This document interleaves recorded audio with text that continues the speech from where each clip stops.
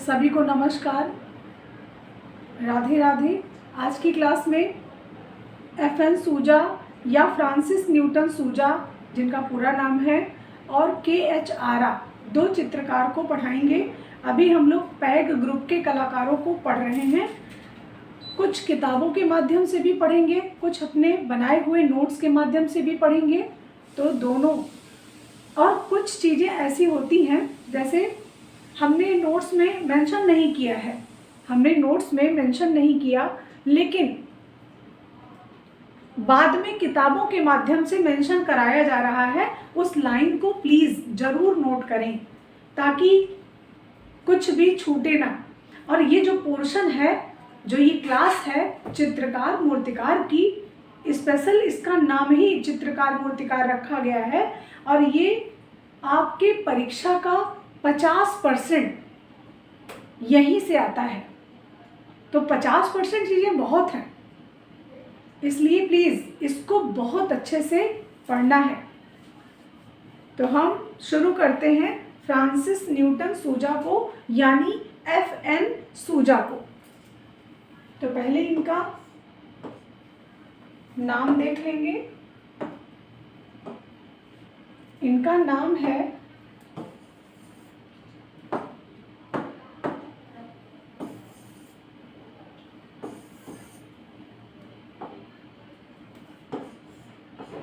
एफएन सूजा।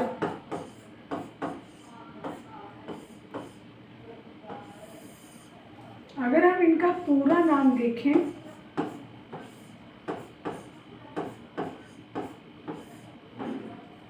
तो फ्रांसिस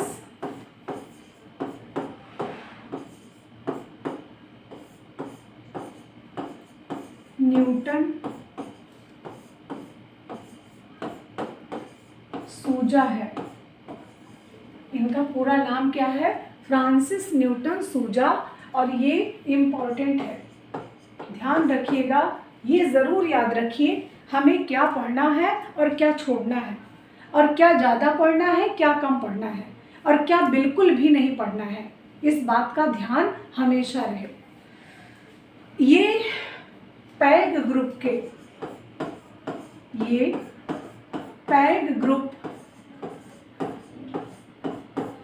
इसी को नव गुजराती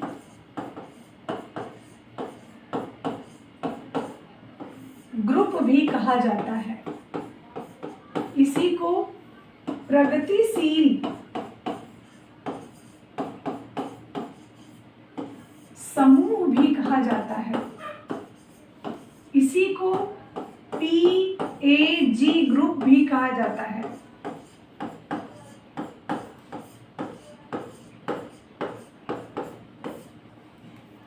PAG ग्रुप, प्रगतिशील समूह ग्रुप और नव गुजराती ग्रुप, इतने नामों से इसको जाना जाता है।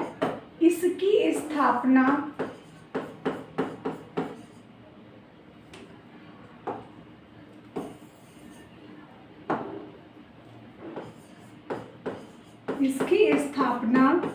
या संस्थापक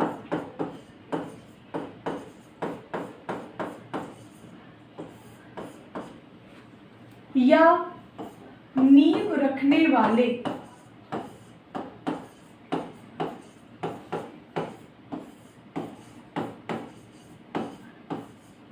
या प्रमुख सदस्य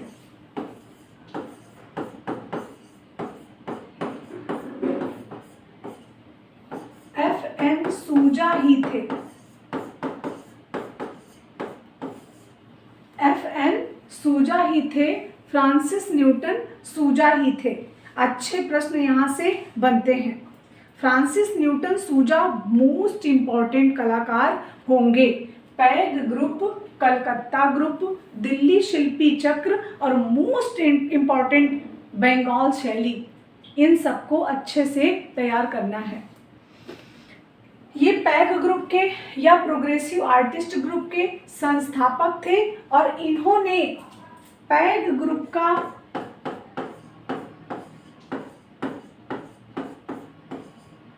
ये संस्थापक ही नहीं थे, नींव ही नहीं रखे थे, बल्कि इन्होंने पैग ग्रुप की स्थापना के साथ साथ उसका कैटलॉग बनाया था। उसका क्या किया था? कैटलॉग बनाया, कैटलॉग तैयार किया, उसके साथ घोषणा पत्र भी तैयार किया। घोषणा पत्र भी लिखा।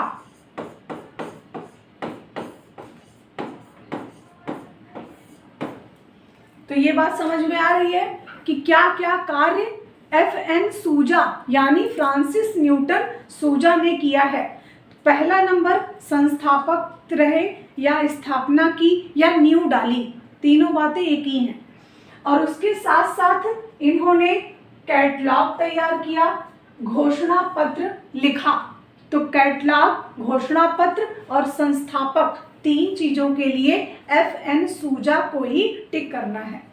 इसके साथ साथ अगर प्रश्न ये आता है कि पैग ग्रुप के संस्थापक सदस्यों में सबसे प्रमुख सदस्य कौन था, तब भी FN सूजा को ही टिक करना है। अगर एक की बात होगी तो FN सूजा को ही टिक करना है, ध्यान रखिएगा। तो इन्होंने, सूजा ने बहुत सारे काम किए। इसके साथ साथ इन्होंने प्रोग्रेसिव आर्टिस्ट ग्रुप का लोगो भी तैयार किया, लोगो भी बनाया। जैसे आर्ट गंगा का जो लोगो है वह है भगवान बुद्ध। तो जैसे भगवान बुद्ध लोगो है आर्ट गंगा के, वैसे ही प्रोग्रेसिव आर्टिस्ट ग्रुप का एक लोगो था, वो लोगो भी इन्होंने ही डिजाइन किया था। तो नोट करके मेंशन कर लेंगे, लिख लेंगे कि पैग ग्रुप का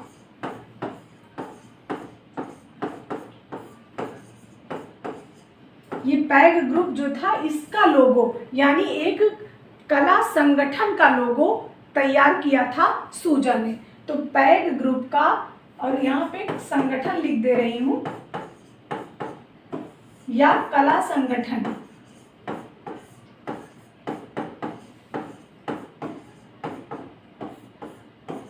का लोगो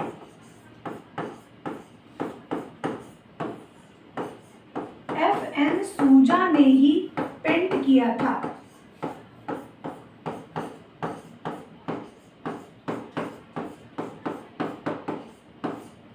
FN सूजा ने ही लोगो पेंट किया था या डिजाइन किया था या बनाया था, सारी बातें एक ही हैं। तो ये बात समझ में आई होगी। FN सूजा मास्टर माइंड रहे किसके? पैग ग्रुप के, यानी नव गुजराती ग्रुप के, यानी प्रगतिशील समूह के, यानी PAG ग्रुप के।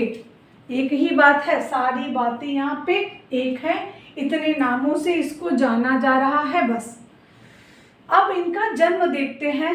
फ्रांसिस न्यूटन सूजा यानी FN सूजा का जन्म गोवा के एक रोमन कैथोलिक परिवार में हुआ था। गोवा के एक रोमन कैथोलिक परिवार में हुआ। कब हुआ है ये भी महत्वपूर्ण है। तो इनका जन्म सन 1924 ईस्वी में गोवा के एक कैथोलिक परिवार, ये कैथोलिक कोई जाति होगी, कैथोलिक परिवार, बाकी स्थान नहीं है ये, जैसे तैयब जी परिवार, ऐसे कैथोलिक परिवार में हुआ था। उस समय गोवा जो था वो पुर्तगालियों के अधीन था। उस समय जब इनका जन्म हुआ था तो गोवा जो था वह पुर्तगालियों के अधीन था। गोवा उस समय पुर्तगालियों के अधीन था, वहां पर उनका जन्म हुआ था। रोमन कैथोलिक ईसाई परिवार होता है। जो ये फ्रांसिस न्यूटन सूजा थे, ये ईसाई धर्म से संबंध थे, यानी ये ईसाई थे, ये ईसाई थे। और ये जो कैथोलिक परिवार है ये ईसाई धर्म से संबंध रखता है। तो ये धर्म इनका क्या था? ईसाई धर्म था। इनकी मृत्यु 2002 में मुंबई में होती है। देखिए जन्म समझिएगा, जन्म कहाँ होता है? गोवा में, और मृत्यु कहाँ होती है? मुंबई में। जन्म गोवा में और मृत्यु मुंबई में, और मुंबई में भी कब? 2002 में। मुंबई में भी कब? 2002 में होती है। दोनों ही प्रश्न महत्वपूर्ण बनेंगे। इनका जन्म जब होता है गोवा में और इनकी मृत्यु जब मुंबई में होगी तो महत्वपूर्ण प्रश्न यहाँ से बनता ही बनता है। तो इनकी शिक्षा कहाँ होती है? Sir J school of art.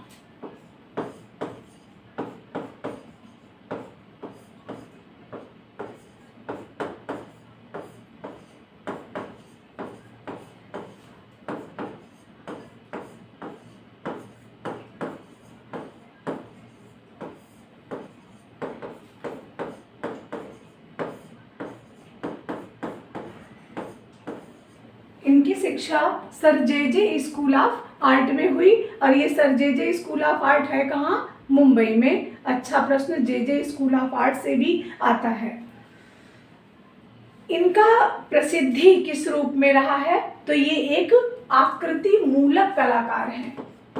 प्रसिद्धि,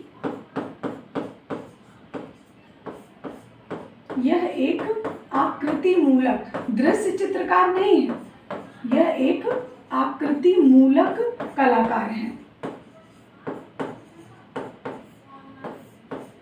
ये एक क्या है? आकृति मूलक कलाकार हैं। जैसे मान लीजिए प्रश्न यहाँ पर बन गया कि एफ.एन.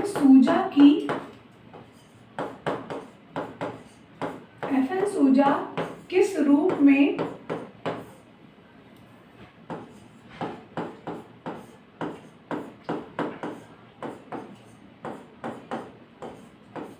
जाने जाते हैं?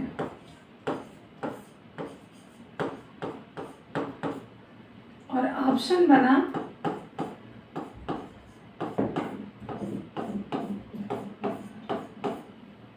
दृश्य चित्रकार,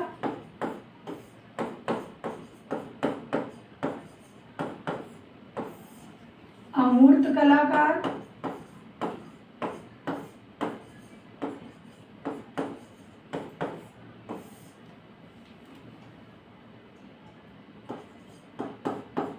आकृति मूलक कलाकार,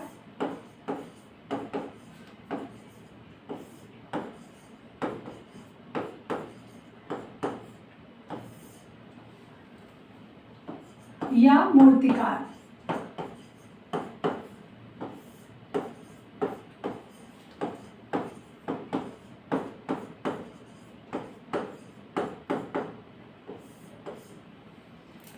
अब आपको इसमें उत्तर देना होगा। कुछ इस तरीके का प्रश्न भी बन सकता है। तो ये कैसे चित्रकार हैं? आकृति मूलक कलाकार हैं। ये कैसे कलाकार हैं? आकृति मूलक हैं, यानी इनके चित्रों में आकृतियां दिखाई देती हैं, अमूर्तता नहीं है। और कुछ चित्र अमूर्त भी हैं, लेकिन ये अमूर्त कलाकार नहीं है। और ये एक समकालीन कलाकार हैं। क्या है? आधुनिक कलाकार नहीं, समकालीन आर्टिस्ट, कंटेम्प्रेरी आर्टिस्ट। ये कैसे कलाकार हैं? समकालीन कलाकार, और इसी को बोलते हैं कंटेम्प्रेरी आर्टिस्ट। ठीक, तो कंटेम्प्रेरी आर्टिस्ट या समकालीन कलाकार एक ही बात है। इनका नाम, कई इनके नाम हैं, तो इनका उपनाम क्या क्या है, ये और किन नामों से जाने जाते हैं, ये भी जान लें। तो इनका जो उपनाम है, इनको विद्रोही कलाकार कहा जाता है। क्या कहा जाता है? विद्रोही कलाकार।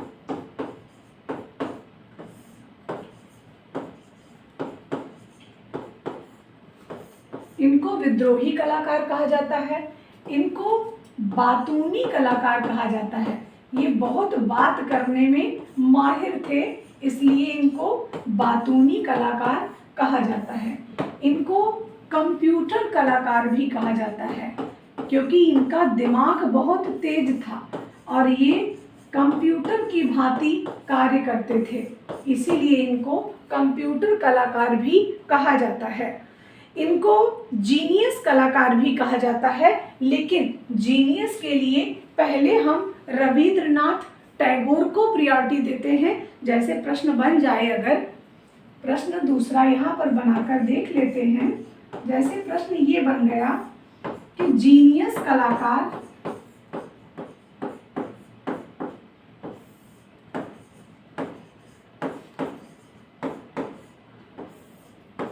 किसे कहा जाता है?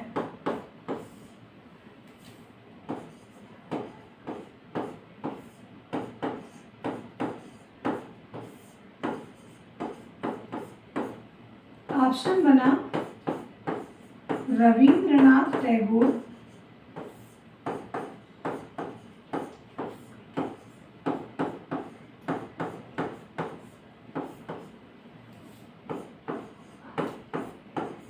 F.N. सूजा,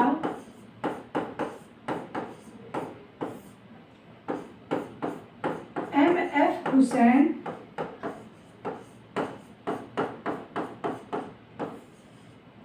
अगर कुछ इस तरीके का ऑप्शन आपको मिल गया तो जो पहला उत्तर आपका होगा वह होगा रविंद्रनाथ टैगोर।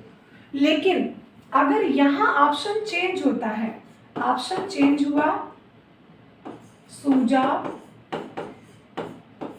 रजा, आरा,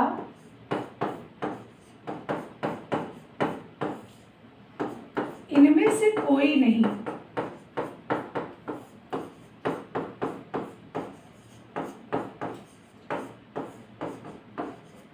सूजा, रजा, आरा और इनमें से कोई नहीं, तो आपका उत्तर क्या होगा? सूजा होगा। ये वाला आंसर आपका सही हो जाएगा। कुछ क्वेश्चंस ऐसे होते हैं जो ऑप्शन बेस होते हैं, उसको जरूर ध्यान में रखकर उत्तर देना है। ठीक, एक प्रश्न अभी हम आपको बताते हैं जिसके लिए मैं लगभग 3 से 4 घंटे परेशान रही और उसका बाद में सॉल्यूशन निकला कि मैं वहाँ पर सही थी। लेकिन कुछ किताबें ऐसा होता है जो कि किताबें लिख तो देती हैं, लेकिन स्पष्ट लाइनों को न लिखने की वजह से बातें क्लियर नहीं होती हैं। जैसे एक प्रश्न सुबह फंस गया था और वो प्रश्न ये था कि तैयब मेहता के चित्रों पर किस कलाकार का प्रभाव दिखाई देता है, और उसको मैं लेके बहुत परेशान रही क्योंकि बात तो सही थी कि कुछ किताबों में फ्रांसिस बेकन मिलते हैं, उसमें कोई संदेह नहीं है, लेकिन लाइन टू लाइन नहीं मिलते हैं कि फ्रांसिस बेकन का ही प्रभाव था या तैयब मेहता के चित्रों पर फ्रांसिस बेकन का प्रभाव था, ऐसा लाइन टू लाइन नहीं मिलता है। लेकिन समकालीन पत्रिका जो कि कंटेम्प्रेरी आर्टिस्ट पत्रिका है, वो लिखती है साफ साफ शब्दों में कि डेविड हॉकनी का ही प्रभाव था तैयब मेहता के चित्रों पर। तो पहले नंबर पर आप डेविड हॉकनी करें, दूसरे नंबर पे आप तैयब मेहता के लिए फ्रांसिस बेकन करें। और ये एकदम स्पष्ट है, इसमें कुछ दिक्कत नहीं है, क्योंकि मैं हर क्लास में डेविड हॉकनी को ही पढ़ाया है मैंने। और आज थोड़ा सा ये डिस्टर्ब हो गया कि इनके ऊपर, अच्छा हमने भी शुरू में जब पढ़ा था तो फ्रांसिस बेकन का ही प्रभाव पढ़ा था, लेकिन जब मैंने समकालीन पत्रिका का अध्ययन किया तो मुझे समझ आया। देखिए, आप लोगों को तो चलिए मैं बताती हूँ और आप थोड़ा सा उस पर व्यवहारिक रूप से, मानसिक रूप से आप बिलीव करते हो, लेकिन हमको तो पढ़ाने वाला कोई नहीं ना। हम किताबों का ही अध्ययन करके, पत्रिकाओं का ही अध्ययन करके समझ पाते हैं कि क्या आंसर सही होगा। तो 99% तो सही है, लेकिन 1% ऐसी चीज़ें भी होती हैं जो हो सकता है मैं भी गलत हूँ, क्योंकि किताबें, अभी हम आपको किताबों का भी अध्ययन इस क्लास में हमने ये सोच रखा है कि 4-5 किताबों का अध्ययन हम, जो भी चित्रकार मूर्तिकार हैं, पूरी किताबों का अध्ययन तो हम हर जगह नहीं कर सकते हैं, लेकिन जो कि हमारा 50% सिलेबस यहाँ से कवर होना है। स्मार्ट तरीके से की गई पढ़ाई सफलता जरूर देती है और इसका जीता जागता प्रमाण मैं स्वयं हूँ। तो मैंने ये सोच रखा है कि जैसे मैंने इनको पढ़ाया और इसके बाद मैं सीधा 4-5 किताबें जो मैं खुद पढ़ती हूँ उनको भी आपके सामने पढ़ दूंगी। फिर उसमें से जो कुछ निकलेगा, जो लाइनें निकलेंगी, अब जैसे जन्म मृत्यु तो हर जगह लिखा हुआ है, शिक्षा हर जगह लिखी हुई है, चित्र हर जगह लिखे हुए हैं। कुछ चीज़ें ऐसी होंगी जो कि कहीं नहीं लिखी होंगी, एक आध किताबों में होंगी। और जब क्वेश्चन आ जाता है तब हमारे दिमाग में ये आता है कि बाप रे, ये तो हमने पढ़ा ही नहीं। तो हर व्यक्ति 8-10 किताबों का अध्ययन तो कर नहीं सकता, लेकिन कुछ ही लोग हैं जो अध्ययन करके उसका निष्कर्ष निकाल के बताएंगे। तो यहाँ पे वो काम भी होगा और हम कर भी रहे हैं। इस क्लास में किताबों का भी अध्ययन आपको करके सुना रहे हैं, दिखा रहे हैं, पढ़ा रहे हैं, ताकि कुछ भी मिस ना हो। क्योंकि ये परीक्षा जो टीजीटी वालों के लिए है, माध्यमिक के लिए है, वह लास्ट एग्ज़ाम है। अगर इसमें से चूके तो नहीं कहीं सफलता मिलेगी। और एक चीज़ आपको पता ही है कि आपने अपना अमूल्य समय और अमूल्य पैसा आपने खर्च किया है। पैसा तो आता जाता रहता है, पैसा कोई रुकने वाली चीज़ नहीं है, लेकिन 2 चीज़ें जीवन में कभी नहीं आती, एक समय, एक व्यक्ति। आज हमारे पास बहुत पैसा हो जाए लेकिन हम ही ना रहें तो फिर उसका कोई मतलब नहीं है। तो व्यक्ति विशेष होना चाहिए और समय उससे भी विशेष होना चाहिए। समय से किया गया कार्य और समय से मिली सफलता बहुत अच्छी मानी जाती है। और पैसा तो आज है, कल नहीं, कल है, परसों नहीं। पैसे का कोई मोल नहीं होता, कीमत हमेशा समय की होती है। आज ये समय अगर चला गया आपके हाथ से तो ये फिर नहीं आएगा, और पैसा तो आप किसी भी जरिए से कमा लोगे। तो ये जो समय जा रहा है ना, ये बहुत मूल्यवान है, इसकी कद्र करिए। और ये 4.5 महीने जो आपको मिले हैं, इसमें जितना संभव हो सके आप उतना संभव प्रयत्न अपने लिए कर डालिए प्लीज़। और बाकी मैं एकदम पूरा भरोसा आपको दिला रही हूँ कि मैं जितना संभव हो सकेगा मैं आपको करूँगी। और एक जो नई वाली क्लास चली हुई है जिसका नाम हमने टीजीटी स्पेशल रखा है और अर्जुन बैच रखा है, टीजीटी स्पेशल अर्जुन बैच रखा है उसका नाम। वो क्लास चाहे जैसे आप जरूर लीजिए। 2 शिफ्ट में कर पा रहे हैं पेमेंट, 3 शिफ्ट में कर पा रहे हैं, 1 शिफ्ट में कर पा रहे हैं, जरूर करिए, क्योंकि बहुत बेहतरीन क्लास साबित होगी वो। और ऐसा नहीं है कि इसके पीछे की क्लासेस खराब थी उससे मेरा चयन नहीं होगा, ऐसा कुछ नहीं है। लेकिन कुछ नई चीज़ें वहाँ पर इंक्लूड होंगी ज़रूर, और वो आपको बेनिफिट ज़रूर देती हैं। प्लीज़ इससे आपको चूकना नहीं चाहिए। समय जाने के बाद दोबारा समय आना नहीं है, दिमाग में बैठा लीजिए। अब हम बात करते हैं उपनाम की। तो इनके जो उपनाम हैं, विद्रोही कलाकार, बातूनी कलाकार, कंप्यूटर कलाकार, इतने नामों से इनको जाना जाता है।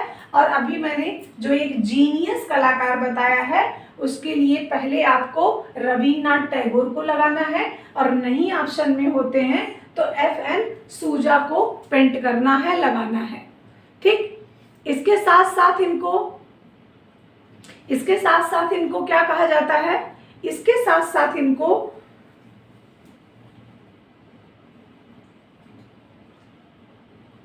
महिला विरोधी कलाकार,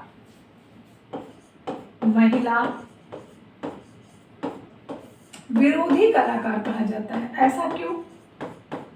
ऐसा इसलिए कि अब ये नहीं है कि रामेश्वर ब्रूटा की तरह इन्होंने महिलाओं का चित्रण नहीं किया है, ऐसा नहीं है।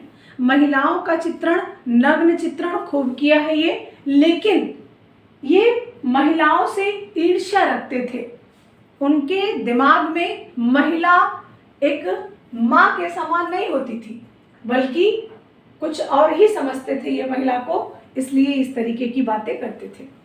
अब इनके ऊपर प्रभाव की बात अगर करें तो मैक्सिको के कलाकार Diego Rivera, most important line है ये। अगर प्रभाव की बात करें तो मैक्सिको के कलाकार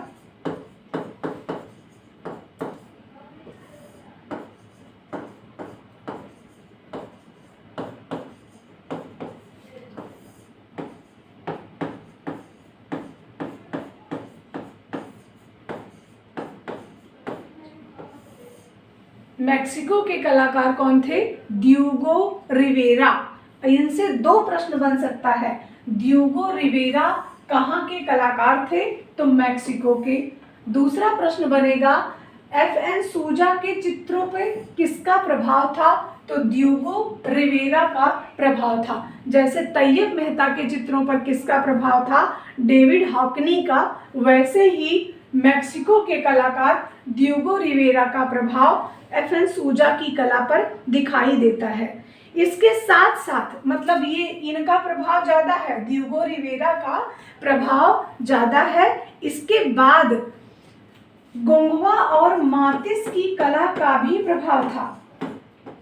गोंगवा और मातिस की कला,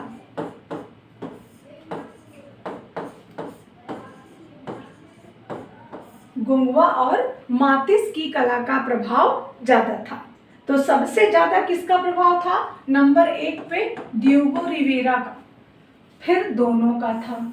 जैसा ऑप्शन रहेगा वैसा आंसर टिक करिएगा।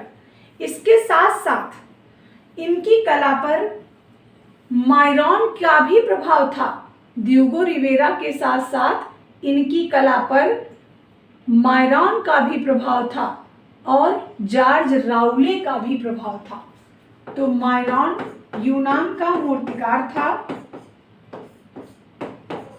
वह जॉर्ज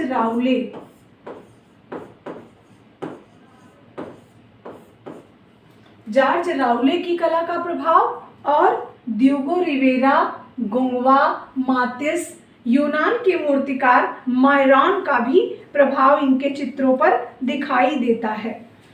इसके साथ साथ अगर हम पाश्चात्य की बात और करें तो गोथिक का भी प्रभाव था। अब ये गोथिक का प्रभाव क्यों था? गोथिक शैली का प्रभाव क्यों था? इनका जन्म कहाँ होता है? गोवा में होता है और इनकी मृत्यु सन 2002 में होती है मुंबई में। लेकिन जन्म का प्रभाव बहुत है, तो इनके जो भी चित्र रहे उस पर गोथिक शैली का प्रभाव रहा और इंडिया में, भारत में सबसे ज़्यादा अगर कहीं गोथिक शैली का प्रभाव रहा तो गोवा में रहा। इसीलिए इनके चित्रों पर गोथिक कला का भी प्रभाव दिखाई देता है, गोथिक शैली का भी प्रभाव दिखाई देता है। अब माध्यम की बात करेंगे जो कि बहुत महत्वपूर्ण है। जैसे हमने रजा के चित्रों में पढ़ा था माध्यम, वही माध्यम यहाँ पर भी है। जैसे हमने रजा में पढ़ा कि इनका माध्यम एक्रेलिक और तेल है, ऐसे ही इनका माध्यम भी एक्रेलिक और तेल था।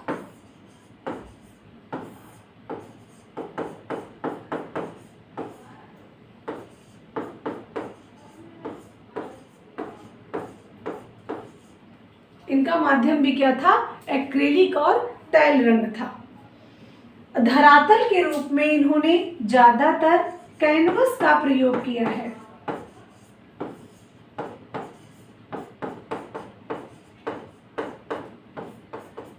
धरातल के रूप में क्या प्रयोग किया? कैनवस का प्रयोग खूब किया है इन्होंने अपनी कला में। ठीक, अगर हम प्रमुख माध्यम देखें तो अगर हम प्रमुख माध्यम देखेंगे शांति वर्मा, तो एक कोई अगर आंसर लगाना होगा तो एक्रेलिक रंग को ज्यादा प्रायोरिटी देंगे।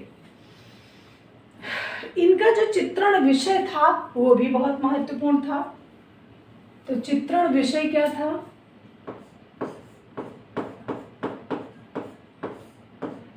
इनका चित्रण विषय जिससे ये नफरत करते थे यानी नारी, तो इनका चित्रण विषय क्या था? नारी था। विषय तो भारतीय था, विषय लगभग भारतीय था लेकिन शैली यूरोपीय थी।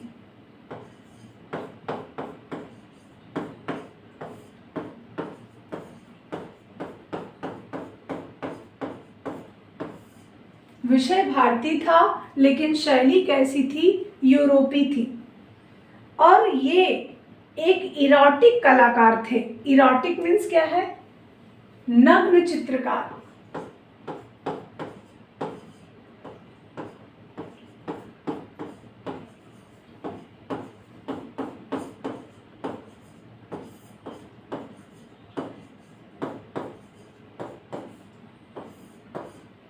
ये एक इरोटिक कलाकार थे, यानी नग्न चित्रकार थे। इरोटिक कलाकार, नग्न चित्रकार थे। अब इनकी कुछ विशेषताएं हैं चित्रों की, वो देख लेंगे।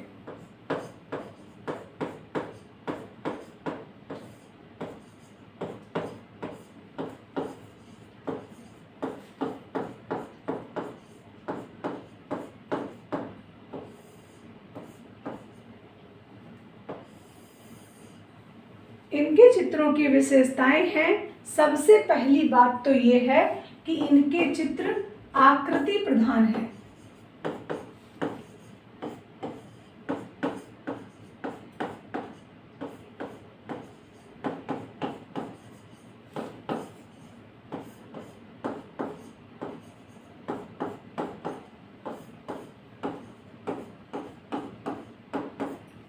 इनके चित्र कैसे हैं, आकृति प्रधान है। दूसरी बात क्या है इनके चित्रों को लेकर, ये एक विशेष प्रकार का चेहरा बनाते थे जिसमें बहुत छोटे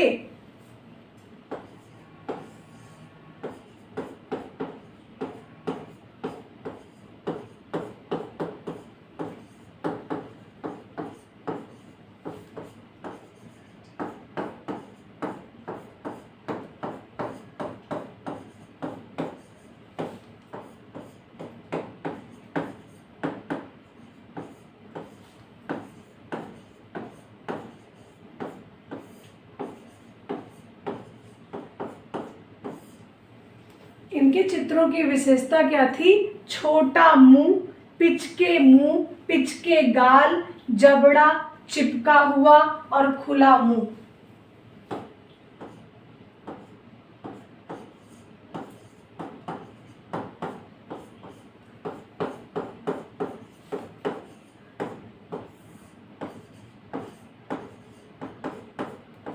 जबड़ा पिचका हुआ, चेहरा बहुत छोटा और खुला मुंह, ये सब चित्र बनाते थे।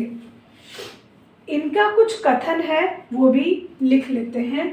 इनका कथन क्या है, अच्छा एक चीज और था इनकी एक विशेषता और थी, और वो ये थी कि चित्र में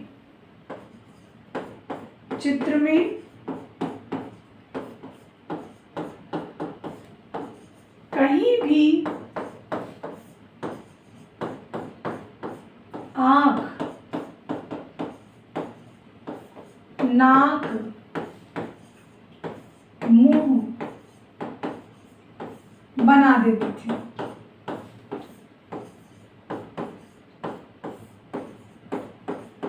चित्र में क्या करते थे, कहीं भी आँख बना दिया, कहीं भी कान बना दिया, कहीं भी मुंह बना दिया। ये इनके चित्रों की विशेष विशेषता थी। पागल टाइप के चित्र बनाते थे। इनका एक कथन था, सारी सभ्यता ही निर्वसना है। इनके कुछ कोटेशन हैं। एलटी में कोटेशन बहुत महत्वपूर्ण होते हैं, तो एलटी वाले स्टूडेंट कोटेशनों को अच्छे से पढ़ लेंगे। सारी सभ्यता ही निर्वसना है।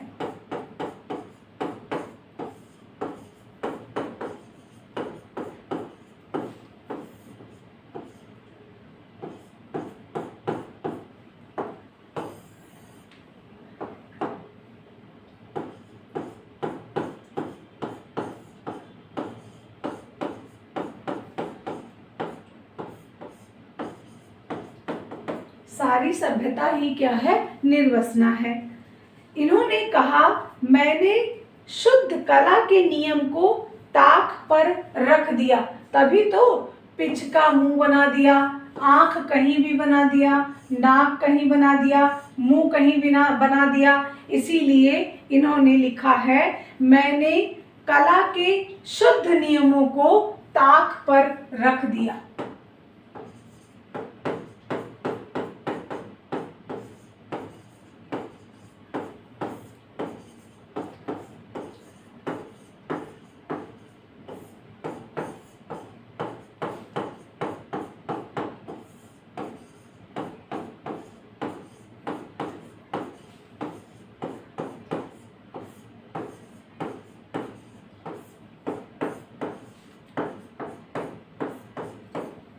मैंने कला के शुद्ध नियमों को क्या कर दिया, ताक पर रख दिया।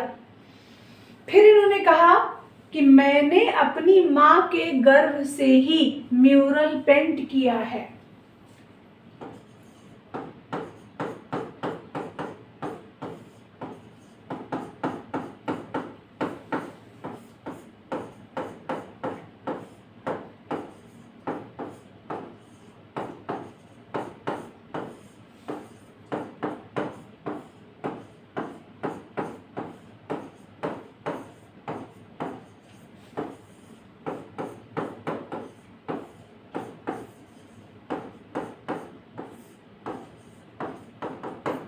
मैंने अपनी माँ के गर्भ से ही म्यूरल पेंट किया है। ये अपनी माँ के गर्भ में ही ऐसा मानते हैं, ऐसा कहते हैं कि म्यूरल पेंट कर दिया था। यानी मैंने अपनी माँ के गर्भ से ही म्यूरल पेंट कर दिया था, इसका मतलब ये एक तरीके से विरोधाभास को बोलते हैं। ये निर्वसनाओं के कलाकार कहे जाते हैं, नग्न चित्रकार कहे जाते हैं। निर्वसनाओं के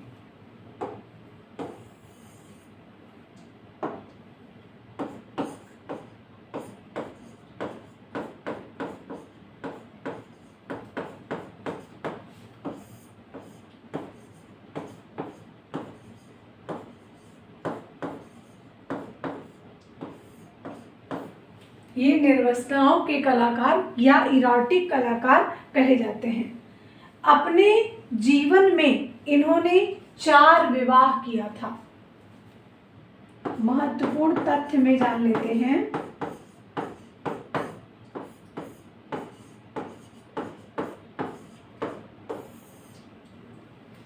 इन्होंने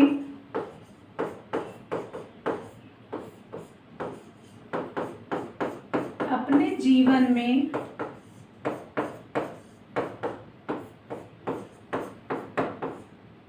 4 विवाह किया।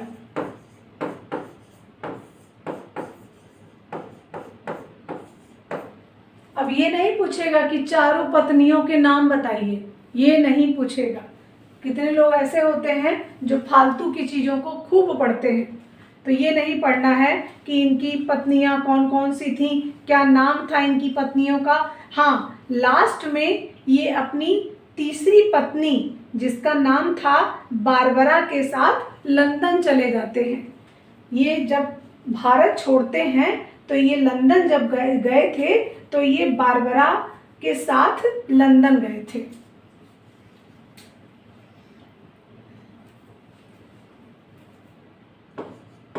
ये अपनी तीसरी पत्नी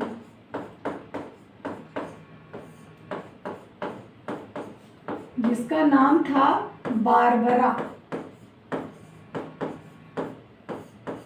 ये अपनी तीसरी पत्नी बारबरा के साथ कहाँ चले जाते हैं, लंदन चले जाते हैं।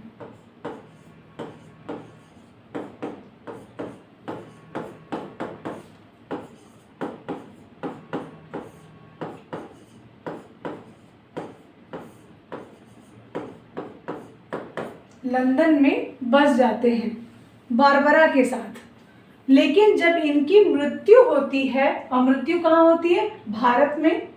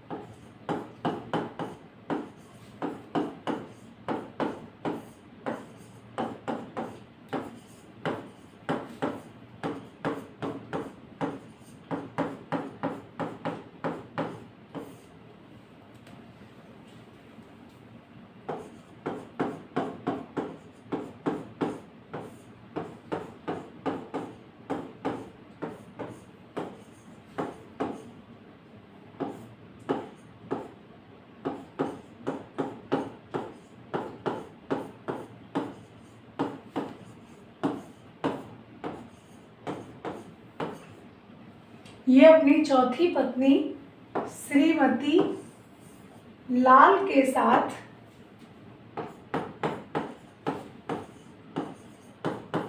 भारत आ जाते हैं।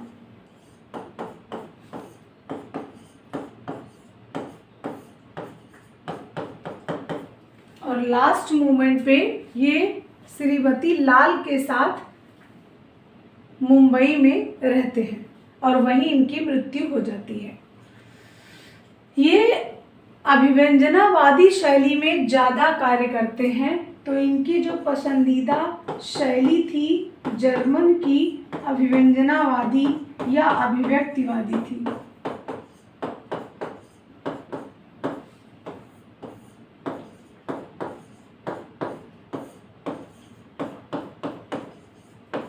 इसी शैली को अभिव्यक्तिवादी भी बोलते हैं।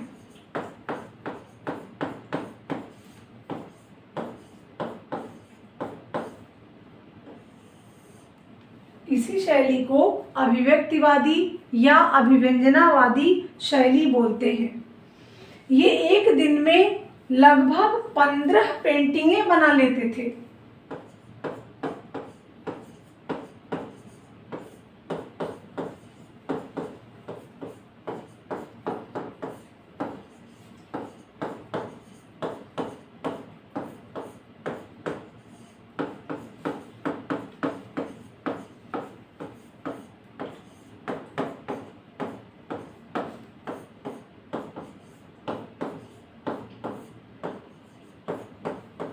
ये एक दिन में क्या करते थे, लगभग 15 पेंटिंग बना लेते थे। इन्होंने ब्लैक आर्ट पर आधारित चित्र भी खूब बनाए हैं। ब्लैक आर्ट,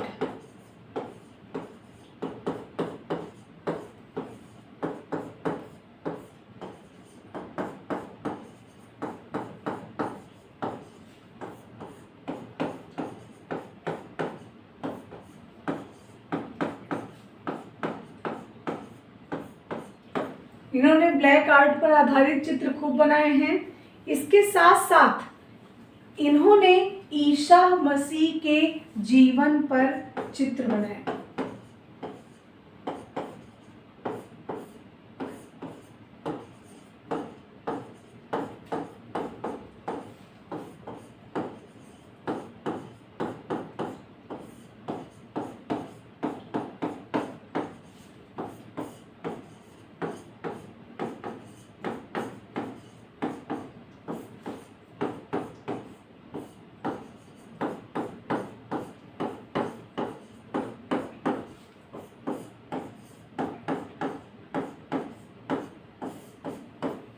इन्होंने ईसा मसीह के जीवन पर भी चित्र बनाए हैं। बहुत महत्वपूर्ण ये लाइन है, इससे प्रश्न आया हुआ भी है। भारत में ये ब्लैक आर्ट के जन्मदाता भी माने जाते हैं। ब्लैक आर्ट इनका बहुत विशेष प्रिय माध्यम रहा है। इन्होंने अपनी कला में सुई का प्रयोग किया है। अपनी चित्रकारी में सुई का प्रयोग किया, यानी निडिल का प्रयोग किया।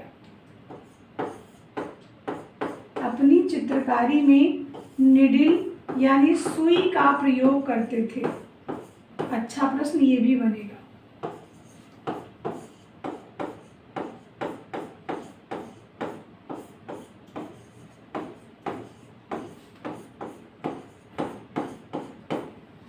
अपनी कला में इन्होंने निडिल का यानी सुई का प्रयोग किया है। अच्छे क्वेश्चंस यहाँ से भी आते हैं। अब हम बात करेंगे इनके प्रमुख चित्रों की।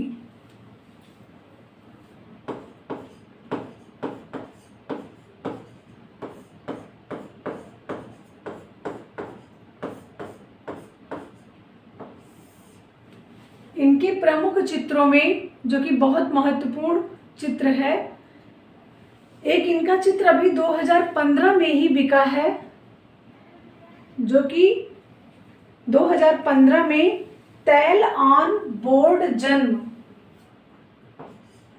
तैल ऑन बोर्ड जन्म,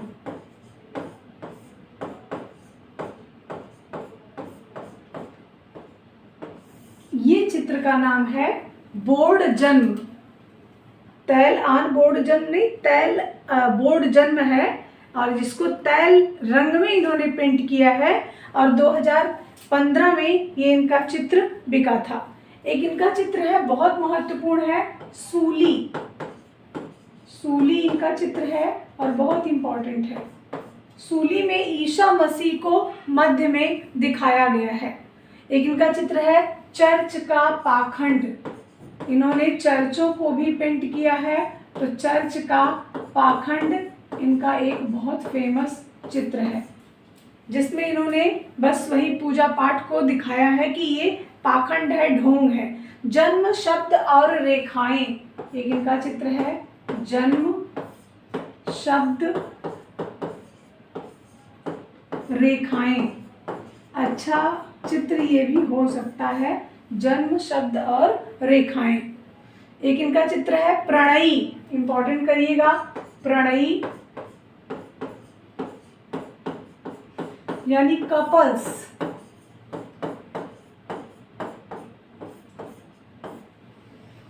दूसरा चित्र है इनका ब्लू लेडी, मोस्ट इंपॉर्टेंट चित्र है ये, ब्लू लेडी, बहुत महत्वपूर्ण चित्र है। धूसर भूदृश्य, धूसर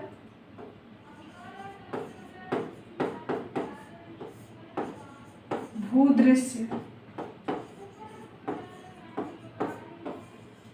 धूसर भूदृश्य, स्टैंडिंग न्यूड,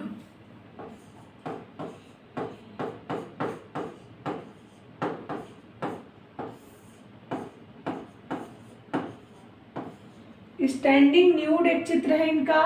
और एक चित्र है महात्मा गांधी और मनुष्य की दशा।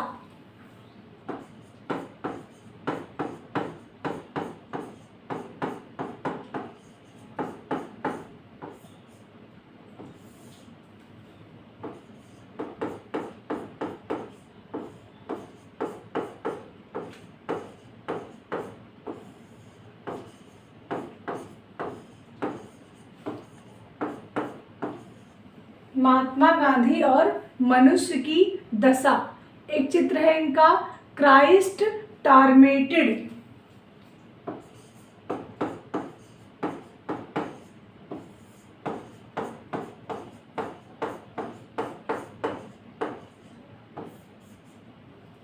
क्राइस्ट टॉर्मेटेड। एक चित्र इनका है ब्लैक लाइन्स,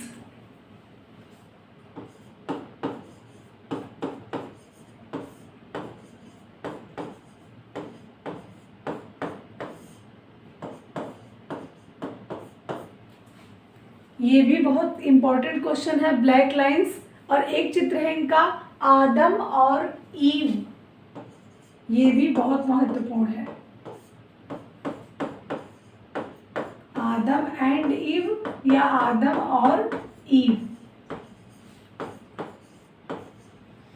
एक इनसे अभी प्रश्न आया हुआ था, ये साम्यवादी विचारधारा से प्रभावित थे, तो ये नोट करके मेंशन करिएगा, साम्यवादी विचारधारा से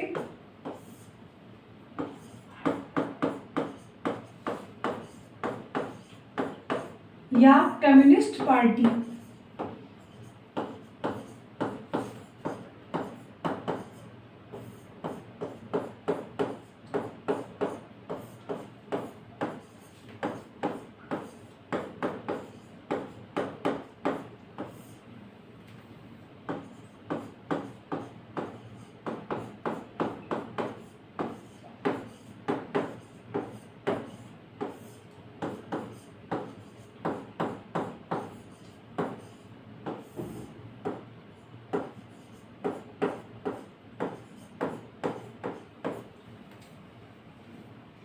ठीक, अच्छा प्रश्न इनसे बनता है और ये महत्वपूर्ण कलाकार हैं।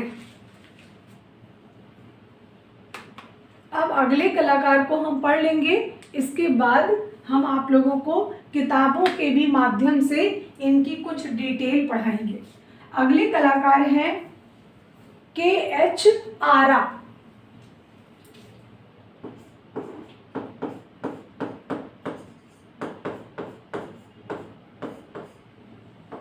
ये भी पैग ग्रुप के कलाकार हैं। KH आरा, इनका पूरा नाम महत्वपूर्ण है।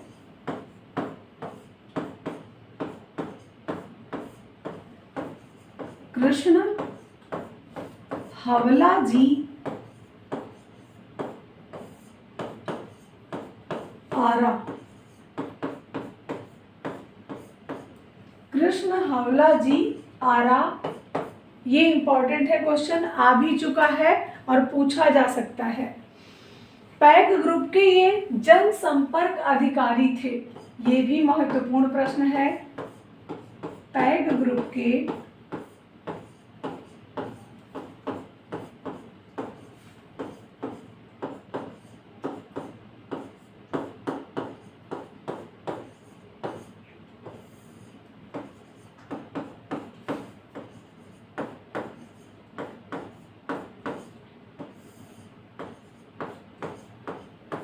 पैग ग्रुप के जनसंपर्क अधिकारी थे।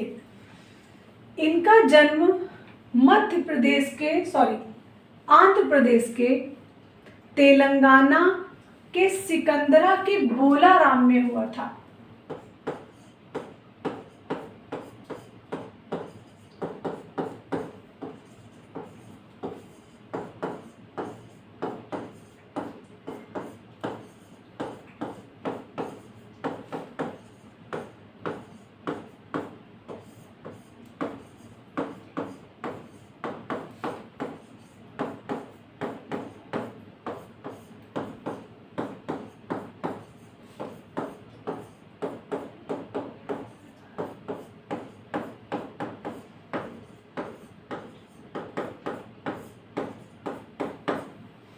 इनका जन्म आंध्र प्रदेश के बोलाराम, जो कि सिकंदरा में था, तेलंगाना आंध्र प्रदेश सिकंदरा बोलाराम में इनका जन्म कब हुआ था? 1914 में।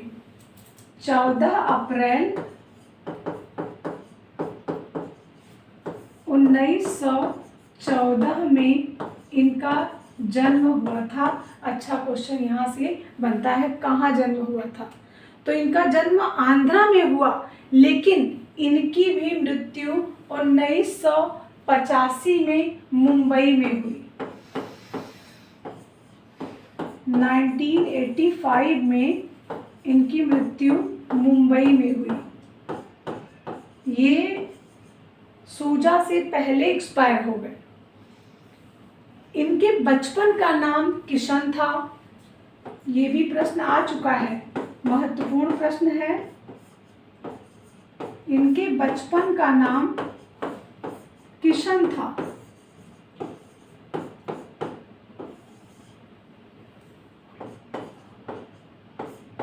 इनके बचपन का नाम क्या था? किशन था। और इनके पिता एक गरीब परिवार से थे, ये ट्रक ड्राइवर थे। इनके पिता एक ट्रक ड्राइवर थे।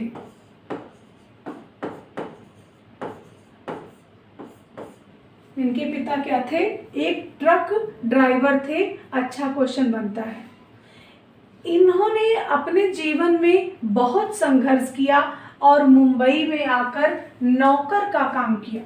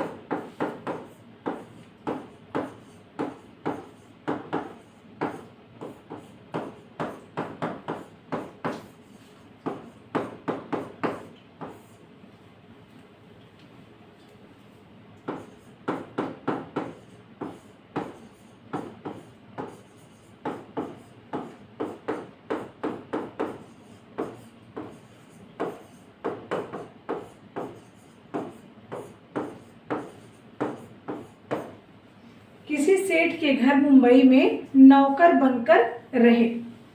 इसके बाद जब इन्होंने अपने चित्रों को प्रकाशित किया, बनवाया, बनाया, बेचा। उसके बाद ये जहांगीर आर्ट गैलरी जो कि मुंबई में है उसके ट्रस्टी बन गए। हमेशा एक समय हमेशा एक जैसा नहीं होता है। बाद में इन्होंने क्या किया, जब ये थोड़ा सा पैसे वाले हो गए तभी ट्रस्टी बन सकते हैं ना। तो जहांगीर आर्ट गैलरी मुंबई के ट्रस्टी भी हो गए।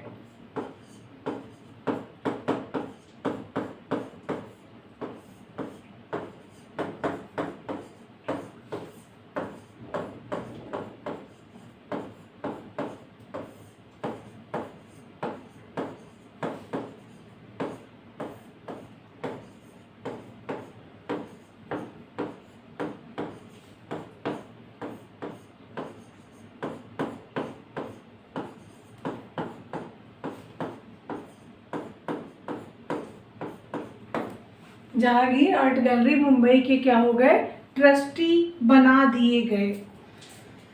अब इनके चित्रों की कुछ विशेषताएं हैं, उनको जान लेंगे।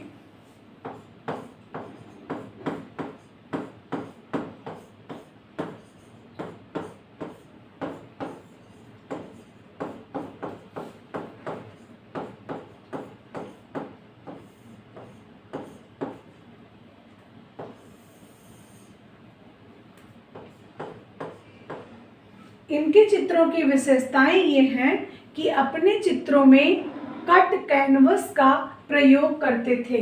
यानी कट कैनवस क्या होता है?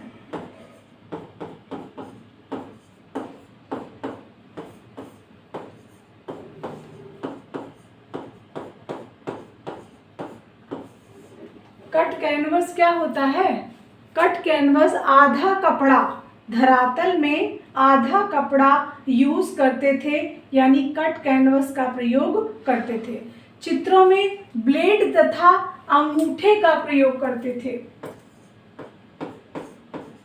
चित्रों में रंग जो लगाते थे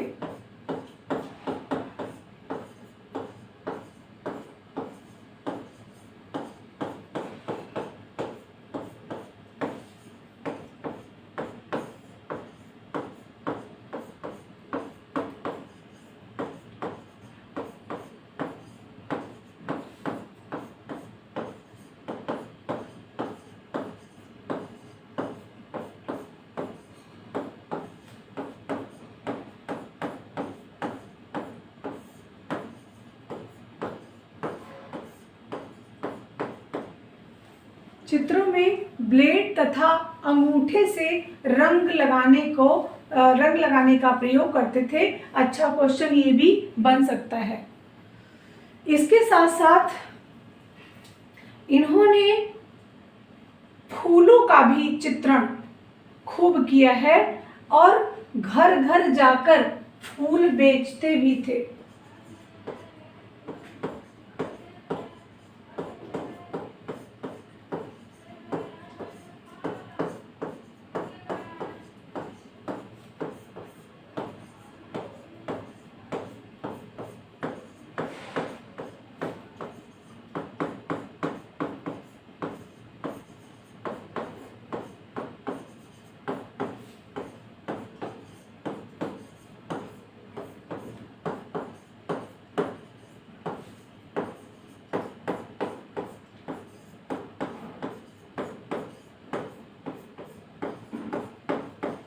घर घर जाकर क्या करते थे, फूल भी बेचते थे, फूलों का भी चित्रण खूब करते थे। लेकिन ये फ्लावर चित्रकार नहीं कहे जाते हैं, ये स्थिर चित्रण कलाकार कहे जाते हैं। इनकी जो प्रसिद्धि होगी वह स्थिर चित्रकार के रूप में होगी।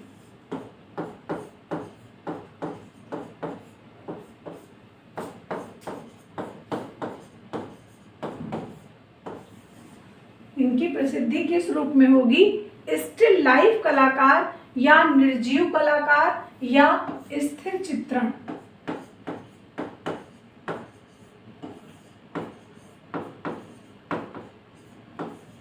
यानी ये निर्जीव चित्रकार या निर्जीव चित्रण कलाकार कहलाते थे। स्टिल लाइफ का चित्रण करते थे।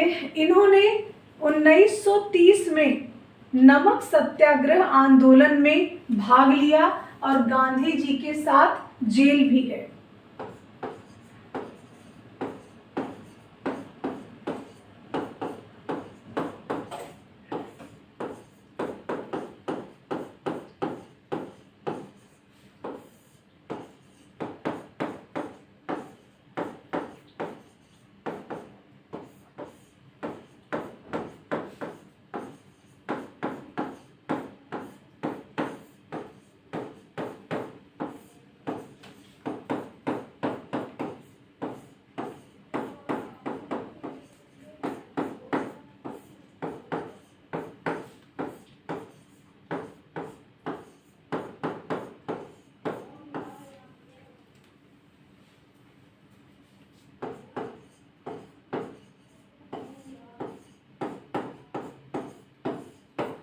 गांधी जी के साथ जेल गए।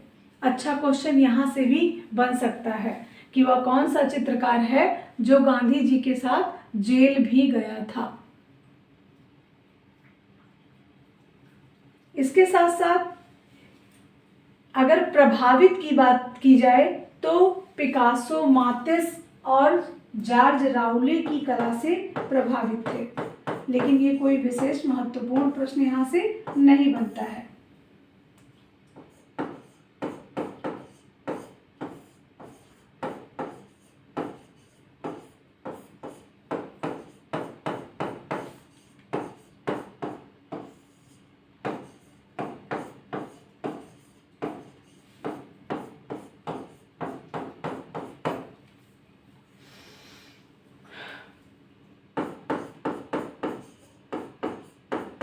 अब प्रमुख चित्रों को देखते हैं।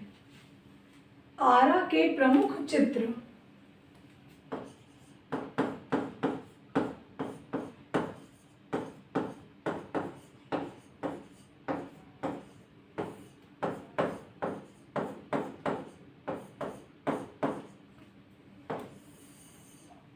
आरा के प्रमुख चित्रों में उनका ब्लू न्यूड था और इनका ब्लैक न्यूड है।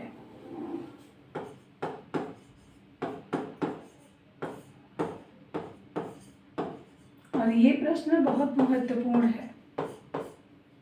दूसरा इनका चित्र है रक्षा के लिए नारी।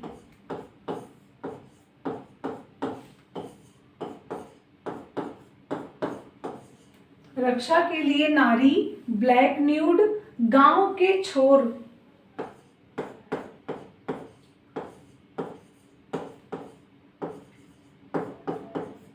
लाल सेब, रेड एप्पल। लाल सेब, हरा सेब,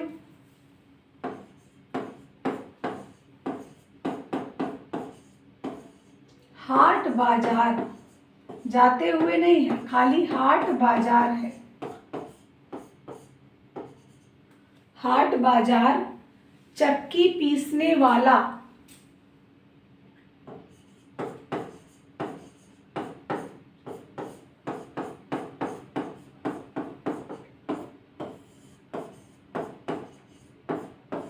चक्की पीसने वाला, स्वतंत्रता दिवस की उल्लासमय झांकी।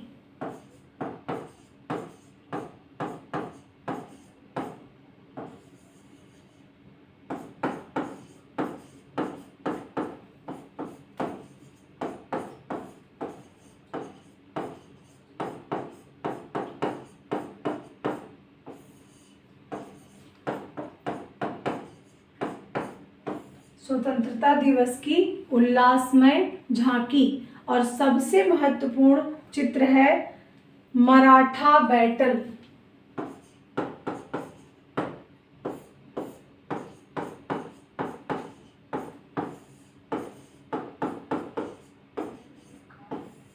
बहुत इंपॉर्टेंट प्रश्न है ये। मराठा बैटल, उन्मुक्त घोड़े की सरपट दौड़।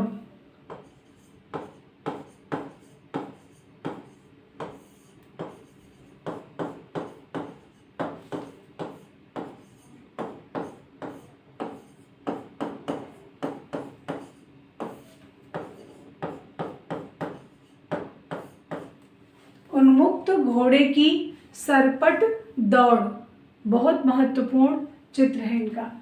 एक इनका चित्र है रेड फ्लावर, रेड फ्लावर। लेकिन इनके चित्रों में आपको लर्न क्या करना है, एक तो ये वाला चित्र ब्लैक न्यूड, दूसरा रक्षा के लिए नारी, और तीसरा Maratha battle, very very important. ये तीनों चित्र बहुत इंपॉर्टेंट हैं।